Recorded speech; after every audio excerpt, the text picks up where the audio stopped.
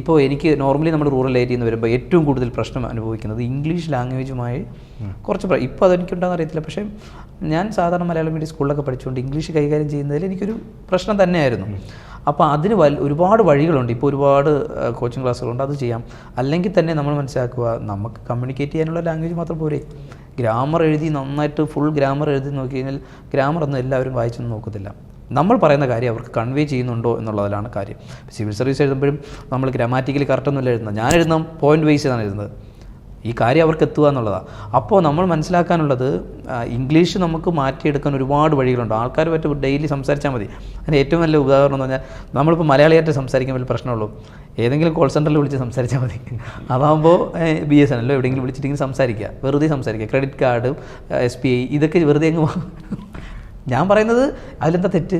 നമുക്ക് സംസാരിക്കാം. അപ്പോൾ നമ്മൾ സംസാരിക്കുന്നത് അവർക്ക് നമ്മൾ തെറ്റാണെന്ന് വിചാരിച്ചുകൊണ്ടല്ലേ.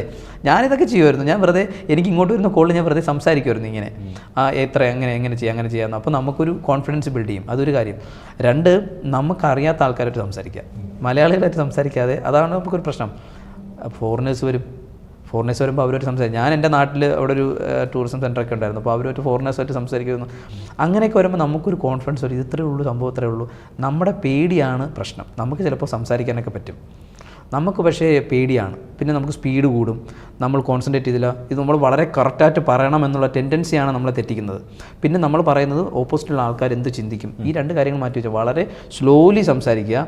അവരെന്ത് വിചാരിച്ചാലും എനിക്ക് കുഴപ്പമില്ല എന്ന് ചിന്തിക്കുക. ഒരു കുഴപ്പമില്ല. ഇപ്പോഴും സ്റ്റിൽ അത് സ്ട്രഗ്ലിംഗ് ആണ് പല ആൾക്കാർക്കും. ഇത് 2 മാറ്റി വെച്ചാൽ നമുക്ക് ചെയ്യാൻ പറ്റും. കാരണം ഓൾറെഡി നമ്മൾ സ്കൂളിലൊക്കെ പഠിച്ച കാര്യങ്ങൾ തന്നെയാണ് നമ്മൾ ഉപയോഗിക്കുന്നത്. നമ്മൾ പിന്നെ അത് സംസാരിക്കേണ്ട കോൺഫിഡൻസ് ബിൽഡ് ചെയ്യുക എന്നുള്ളതാണ് ഒരു കാര്യം. അതാണ് ഇംഗ്ലീഷുമായി ബന്ധപ്പെട്ട് പറയേണ്ടത്.